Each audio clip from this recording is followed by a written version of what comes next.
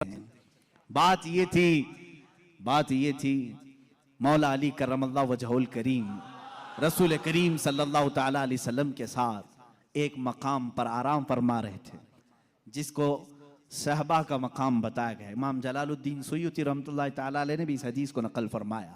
फरमाते हैं हुजूर पाक सल्लल्लाहु ताला अलैहि वसल्लम ने असर की नमाज अदा की और हज़रत अली को कहा बैठ जाओ, और उनकी गोद में अपना सर मुबारक रखा और सो गए। अल्लाह के हबीब जब आराम फरमाते सहाबा बहुत खामोश हो जाते। हज़रत अली ने ये कहा भी नहीं कि मेरी नमाज अभी हुई नहीं। अल्लाह के नबी आराम फरमा रहे थे, हज़रत अली इंतज़ार में रह गए। क्या आप बेदार होंगे तो उठूंगा, असर पढ़ लूंगा। लेकिन इसी इंतज़ार में सूरज गुरूब हो गया। हज़रत अली को दुख हुआ कि मेरी नमाज छूट गई। लेकिन मेरे अजीज़ों, अकीदा तो मौला अली का है, अकीदा तो मौला अली का है कि नमाज अल्लाह की है, फर्ज है। और यहां रसूल पाक सल्लल्लाहु अलैहि वसल्लम आराम कर रहे हैं। उठा देना चाहिए था, मेरे मौला की नमाज है, मैं पहले नमाज पढ़ लूं। लेकिन वो सहाबी थे, वहाबी नहीं थे। हुजूर पाक सल्लल्लाहु ताला अलैहि वसल्लम से उन्होंने सुना था, अगर नमाज के दौरान भी रसूल तुम्हें बुला ले, नमाज छोड़कर तुम्हें रसूल की बात पर आना है। कुरान कहता है या अय्युहल्लज़ीना आमनू इस्तजीबू लिल्लाह वलिर्रसूल इज़ा दआकुम। साहबी नमाज पढ़ रहे हैं, हुजूर ने पुकार लिया उनको, आ जाना है, उनको हुक्म है शरीयत का, वो आ जाएं। हुजूर ने फरमाया जाओ बाजार में सामान लेकर के आओ, फलां को दे दो, फलां को दे दो। सब काम कर लिया, वापस आए तो क्या करें? फरमाया अगर 2 रकात हुई थी तो बाकी की 2 रकात वहीं से कंटिन्यू करें, वो बातिल नहीं हुई जो छोड़ कर गया था। क्यों? इसलिए कि वो जो छोड़ कर गया था किसी ऐरे गैरे के काम में नहीं, इताते रसूल में गया था। इससे पता चलता है नमाज अल्लाह रब्बुल इज्जत का हुक्म बजा लाना है और रसूल की इताअत के मुताबिक करना है। मौला अली इसी फार्मूले पर अमल कर रहे थे। इधर अगर नमाज कज़ा हो गई तो अदा कर लूंगा, हबीब की नींद में फर्क आया, कहीं गुस्ताखी और तौहीन हो गई तो ईमान में फर्क ना आ जाए। मौला अली खामोश रहे। मेरे आका सल्लल्लाहु अलैहि वसल्लम बेदार हुए और अल्लाह के नबी सल्लल्लाहु अलैहि वसल्लम क्या नहीं जान रहे थे हज़रत अली की नमाज छूट रही है? क्या हज़रत अली की कैफियत को नहीं देख रहे थे? देखा, पूछा अली गमगीन हो? कहा असर नहीं पड़ी। अल्लाह के नबी सल्लल्लाहु अलैहि वसल्लम ने पूरी कायनात को ये दर्स दिया है उस दिन, सिर्फ मौला अली के लिए नहीं, पूरी कायनात के लिए, कि जो मोहब्बत मुस्तफ़ा में चीजें फना होती हैं, अल्लाह तबारक व तआला जिंदगी में उसे सूरज भी पलटा करके अदा कर देता है।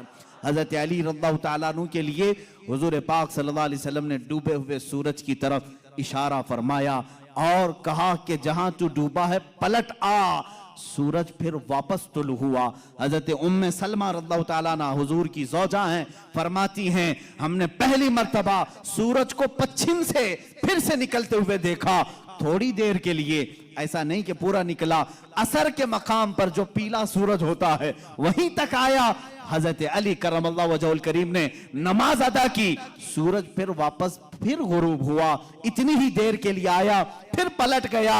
इसीलिए इमाम अहले सुन्नत फाजिल बरेलवी रदी अल्लाह ताला अन्हु फरमाते हैं सूरज उल्टे पांव पलटे, चांद इशारे से हो चाक। सूरज उल्टे पांव पलटे, चांद इशारे से हो चाक। अंधे नजदी देख ले कुदरत रसूलुल्लाह की, अंधे नजदी देख ले कुदरत रसूलुल्लाह की। इशारे से चांद चीर दिया, छुपे हुए खूर को फेर दिया, गए हुए दिन को असर किया।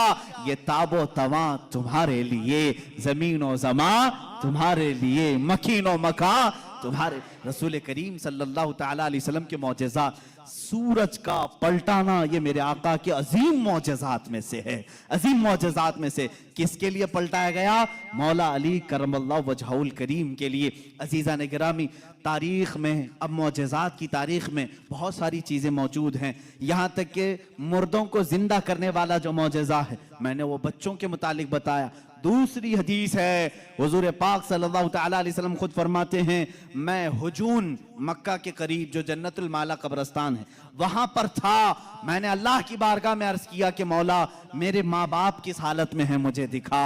حضرت بی بی آمنہ اور حضرت عبداللہ کے متعلق یہ خبیث آج انگشت نمائی کرتے ہیں، انہیں کافر کہتے ہیں، انہیں مشرک کہتے ہیں۔ سنو حدیث پاک، یہ حدیث ثابت ہے۔ امام جلال الدین سیوطی رحمۃ اللہ تعالی علیہ نے اپنی کتاب میں لکھا ہے التعظیم والمنہ فی ان ابوئی رسول اللہ صلی اللہ علیہ وسلم فی الجنہ، کتاب ہے، اس میں حدیث بھی ہے۔ فرماتے ہیں میرے آقا صلی اللہ علیہ وسلم، میں نے اللہ سے عرض کی، اللہ تعالیٰ نے میری ماں آمنہ، میرے باپ عبداللہ، دونوں کو میرے سامنے حاضر کیا۔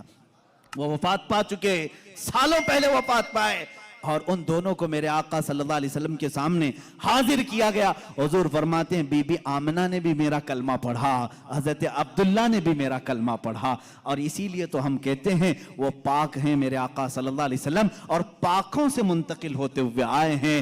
حضور اکرم صلی اللہ تعالیٰ علیہ وسلم کے متعلق جو یہ عقیدہ رکھے گا کہ ان کے آبا و اجداد کافر تھے، تو میں سمجھتا ہوں دنیا میں اس سے بڑا بدبخت کون ہے، اس سے بڑا ایسا حرمہ نصیب جو حضور پاک کے آبا و اجداد پر طعنہ زنی کرتا ہے۔ عزیزان گرامی، ہمیں تو بریلی کے امام نے یوں کہا ہے، تیری نسل پاک میں ہے بچہ بچہ نور کا، تو ہے عین نور، تیرا سب گھرانہ نور کا۔ حضور سے لے کر آدم علیہ السلام تک کا جو گھرانہ ہے وہ سب گھرانہ نور کا ہے، اور نور کفر میں نہیں جا سکتا۔